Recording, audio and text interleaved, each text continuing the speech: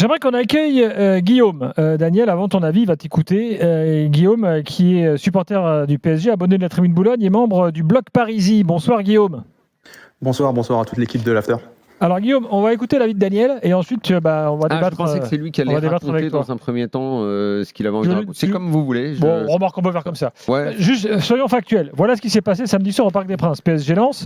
Dans la Tribune Boulogne, il y a une volonté de certains supporters de réambiancer cette tribune historique du Parc des Princes. On ne va pas vous refaire l'histoire de la Tribune Boulogne, bien sûr. Et puis là, shocking, on leur a dit, messieurs, vous dégagez, vous sortez, on se lève pas, on chante pas ici. Faut rester assis, ça se fait pas. Et toi, tu étais à côté, tu as vu ce qui s'est passé. Est-ce que tu peux nous en dire un peu plus sur le scénario de cette histoire ? Tout à fait. Donc, du coup, on est vers les 10e minutes du match. On a 3 membres de la Résistance parisienne, qui est l'une des autres associations, de la deuxième association de la Tribune Boulogne, qui se mettent au niveau de l'entrée de l'accès 327. Donc, c'est un petit escalier où il y a une vitre et il n'y a pas de place à ce niveau-là. Donc, il ne gêne personne à cet endroit-là. Et du coup, il commence à vouloir motiver le public, à lancer 2-3 chants et un capping qui est très, où le public est très réceptif d'ailleurs. Donc le public participe à ces chants-là. Et un échange même avec le Cube qui lance un chant qui est repris de l'autre côté. Il y a même ça, mais ça viendra après, après qu'il se soit fait expulser.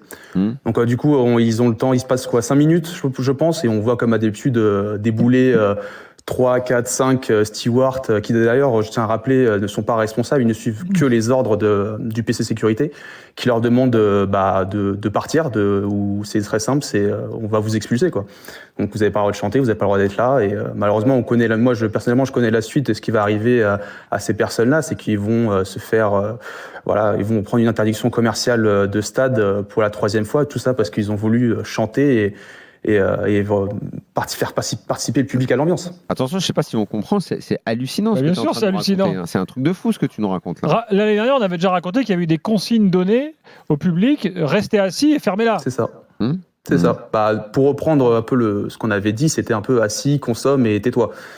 C'est malheureusement, on est dans une tribune où aujourd'hui, on n'arrive pas trop à comprendre pourquoi le club a cette position-là de réprimander c'est vraiment sérieux quand tu dis que tu comprends pas pourquoi ?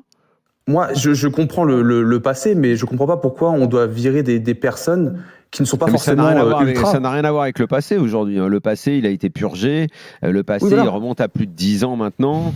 Le passé, il est enterré. Ça n'a rien à voir avec le passé. Au début, ça a été la justification du passé. Il fallait certainement nettoyer des choses un peu partout dans le stade, d'ailleurs.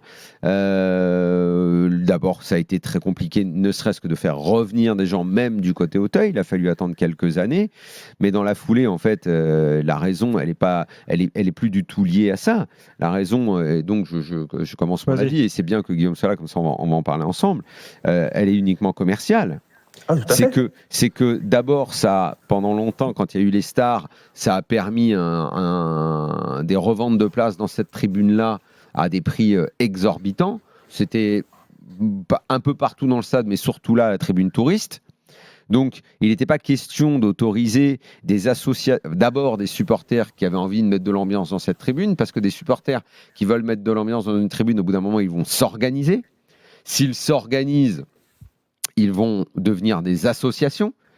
S'ils deviennent des associations, eh bien, au même titre que les autres associations dans le stade, elles vont peut-être demander à négocier avec la direction pour avoir des tarifs, pour faire des déplacements, pour participer à la vie du club.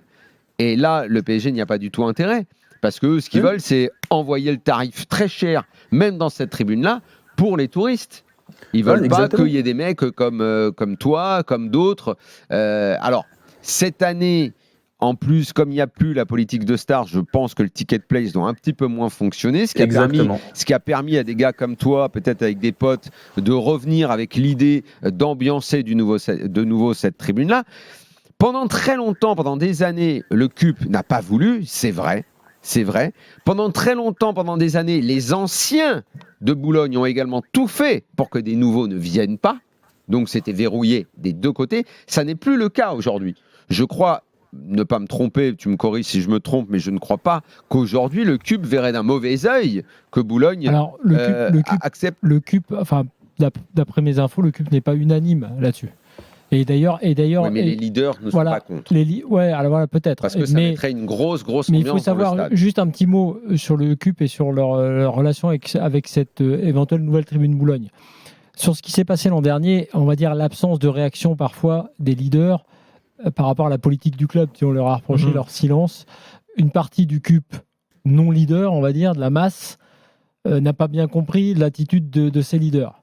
Donc que ces leaders, pour des raisons globales, ne soient pas contre une nouvelle tribune Boulogne, peut-être, mais il y a on va dire, un petit peu d'eau dans le gaz au sein du CUP qui fait que il y a peut-être des gens qui disent soyons forts et soyons capables d'exprimer notre mécontentement de manière plus véhémente, contrairement à l'an dernier, dans notre propre tribune à Auteuil, avant d'aller nous occuper de la tribune Boulogne.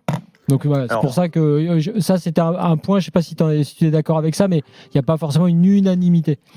Moi, je ne vais pas faire le porte-parole du CUP, je pense qu'ils ont leur avis, et vous irez leur demander, je n'ai aucune idée pour ma part. Moi, où je vais revenir, c'est la réponse que le club a apportée et que j'ai vue en même temps que quand vous avez sorti votre article, en disant que Boulogne n'est pas une tribune ultra. D'accord, mais je ne vois pas qu'est-ce qu'il y a d'ultra en lançant des chants et en étant debout. À savoir que être assis à Boulogne, c'est tout aussi compliqué. Il ne faut pas être trop grand et pas être trop gros. Mais voilà. Également, ils apportent l'argument que c'est une tribune familiale et populaire. Moi, j'ai juste eu à checker leur site et la Ticket Place, comme on a évoqué juste avant. PSG Nice, pour 2 places, on est à 191 €. 3 places, 294 €. Et quand je vais sur PSG Marseille, là, c'est la 4e dimension, on est pour 2 places, 448 € et 768 € pour 3 personnes. Moi, j'aimerais savoir quelle famille. Tu l'as ton explication là? Tu l'as ton explication, c'est que oui. c'est dans des Américains ou des Japonais. C'est dans une tribune où ils veulent que le public claque de l'oseille dans cette tribune-là. Mais ils veulent pas voir de nouvelles associations. Associations, je te dis, à terme, ça veut dire des gens qui vont venir, ça va attirer d'autres jeunes parce qu'il y a un public jeune à Paris qui viendrait. Tu serais très suivi, je dis toi et les groupes. Il y aurait plein de jeunes qui viendraient parce qu'on n'arrive plus du tout à voir. Il y a plein de jeunes qui aimeraient aller à Auteuil pour l'ambiance. Il n'y a plus de place, c'est verrouillé. Tu peux plus, s'il y a tout simplement une raison matérielle, il y a peu de place. Donc si Boulogne, il y avait des supporters, il y en a toute une tripotée de jeunes qui aimeraient aller là-bas pour l'ambiance, tout ça. Mais c'est ça. Aujourd'hui, c'est plus possible parce qu'ils préfèrent vendre les places très très chères. Alors donc, ils utilisent leur fameuse interdiction commerciale. J'ai du mal à comprendre ce concept. Alors les gars, on a avec nous en ligne Sacha Houlier qui il va nous expliquer cette histoire d'interdiction commerciale. Qui est déjà venu dans l'after parce qu'il a beaucoup travaillé pour œuvrer pour le retour des groupes de supporters, pour à nouveau favoriser les déplacements. C'était il y a quelques temps maintenant. Aujourd'hui, Sacha Houlier est toujours député, également président de la commission des lois de l'Assemblée nationale et donc auditeur de l'after, ce qui est une qualité. Bonsoir, monsieur le député. Bonsoir. Vous entendiez là notre débat et vous avez bossé le dossier là, ça vous semblait important d'intervenir? Oui, ce qui me semble important, c'est qu'on a déjà travaillé pour les interdictions judiciaires pour que ce soit ce qui soit favorisé par rapport. Il y a 3 types d'interdictions pour que chacun comprenne bien. Interdiction judiciaire prononcée par le juge, interdiction administrative prononcée par le préfet, interdiction commerciale prononcée par le club. Et en réalité, les 2 premières sont très réglementées. Interdiction judiciaire, maintenant, c'est 5 ans et c'est prononcé dans des faits très graves. On pense au jet de bouteille sur Payet à Lyon ou sur la bagarre qu'il y a eu avec Nice à l'époque en 2021. Les interdictions administratives, là, c'est quand on a besoin d'interdire des gens parce que on sait qu'ils ont commis des faits dans des stades avant qu'ils soient déférés en procès. Et puis les interdictions commerciales, et celles-ci, elles sont directement à la main des clubs. Et si on a très bien réglementé les 2 premières, y compris dans la loi JO, où on a pu revenir très précisément sur à la fois la durée, le champ d'application pour définir non plus le comportement d'ensemble, mais des faits graves qui soient reprochés à des supporters pour qu'on les interdise de stade, ce qui était logique. Les interdictions commerciales, elles sont totalement à la main des clubs. On n'a pas encore de procédure contradictoire. Et qu'est-ce qui les motive, Sacha? Qu'est-ce qui peut les motiver? Pourquoi un club déciderait à un moment une interdiction commerciale sur un individu? Et aujourd'hui, c'est totalement à leurs mains et c'est bien la difficulté. C'est-à-dire il faut absolument changer ça. Alors, c'était une partie de la négociation, c'est que pour qu'on puisse avoir un dispositif qui soit allégé sur les interdictions administratives à la main des préfets, on a laissé des interdictions commerciales. Moi, j'étais pour qu'on aille plus loin Et je pense que c'est la dernière étape de la fusée aujourd'hui, par rapport aux interdictions de déplacement, par rapport aux interdictions qui sont à la main des préfets.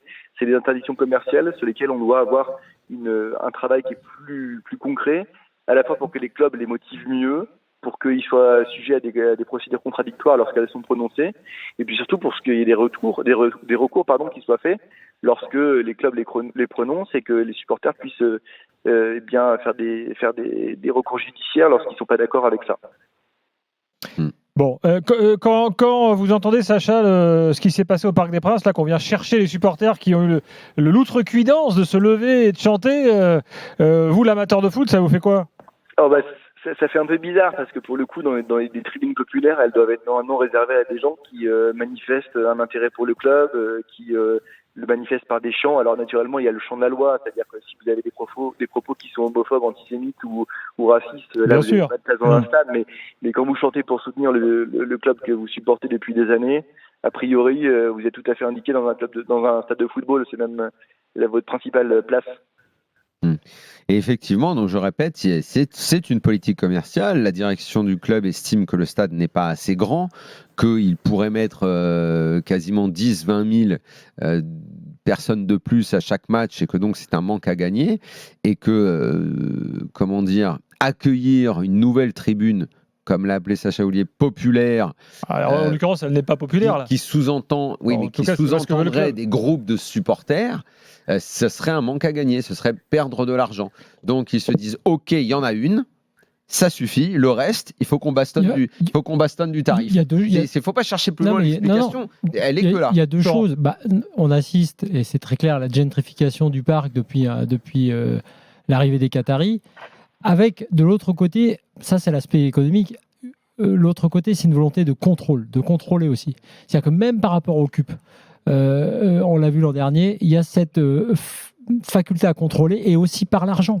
Parce qu'on a beau dire, mais c'est aussi comme ça que les fameux reproches dont j'ai parlé pour l'an dernier, qui concernaient le CUP et on va dire son manque de présence et de réaction face aux problèmes et aux jeux du PSG, c'est aussi parce que, pour faire simple, le CUP était rincé en partie par le club. C'est ça la réalité. Donc l'argent, non seulement il est présent dans l'idée qu'il faut gentrifier le parc pour en faire évidemment un outil de business, mais il est aussi présent pour contrôler les assauts de supporters.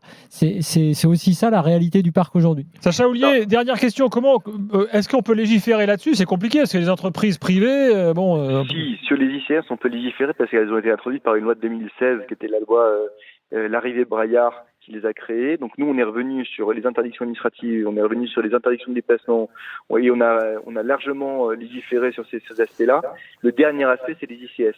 J'ajoute par rapport à ce que vous disiez, même en termes de business, ça peut être intéressant d'avoir un stade populaire. Il y a des endroits où ça marche pas du tout parce qu'il y a un conflit à l'époque avec la préfecture et aujourd'hui en entrant dans le club, c'est l'exemple de Saint-Étienne qui a donné un très très mauvais exemple ces derniers jours, mais vous avez le contre-exemple à la fois lensois et marseillais où vous avez des places populaires pas chères et qui en même temps produisent des ressources assez significatives pour le club parce que quand vous faites guichet fermé tous les week-ends, y compris sur des week-ends, enfin sur des semaines de Ligue des Champions pour les uns ou de Coupe d'Europe pour les autres, et bien vous avez des revenus qui sont pérennes pour le club et qui font que finalement vous vous en sortez. Donc il ne faut pas non plus imaginer que le fait que d'avoir un stade plein, ça peut être que avec des tarifs qui soient prohibitifs pour les uns ou pour les autres.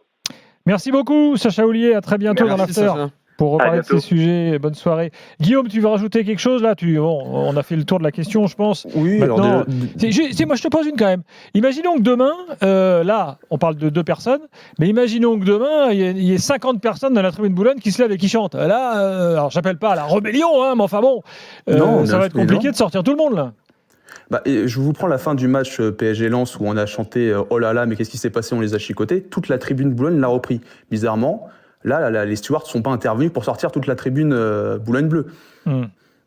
Donc c'est vraiment, s'il y a un seul élément, 2 éléments qui commencent à chanter et entraîner la tribune, vite, les stewards vont vite foncer sur eux pour les virer. Mais en fait, ce qu'ils ont fait, c'est qu'ils ont considéré que c'était un peu des capots, enfin des capots improvisés. C'est pour ça qu'ils les ont virés. C'est un peu l'argument, j'imagine. C'est l'argument qui a été avancé par le club, et je l'ai découvert dans votre article, c'est qu'ils gênaient les premiers rangs. Sauf qu'à l'endroit où ils étaient, c'est qu'il n'y avait pas de place, en fait, donc ils pouvaient gêner personne. Bon, il fallait bien trouver un argument, quoi. Bon, Guillaume, merci pour ce témoignage, c'est très intéressant. Est-ce que vous me permettez de rajouter une dernière chose ? Bien sûr, vas-y. Moi, je tenais à remercier les supportrices et supporters du PSG qu'on voit sur les réseaux et qui nous encouragent dans ce combat. Voilà, je tenais à les remercier. Je pense que ce combat, on le mène aussi avec eux. Et voilà, c'était mon petit message. Et moi, j'aimerais le mener avec vous, et je pense que n'importe quel supporter du PSG aimerait que y ait de l'ambiance des deux côtés et qu'elle soit encore plus vive dans ce stade.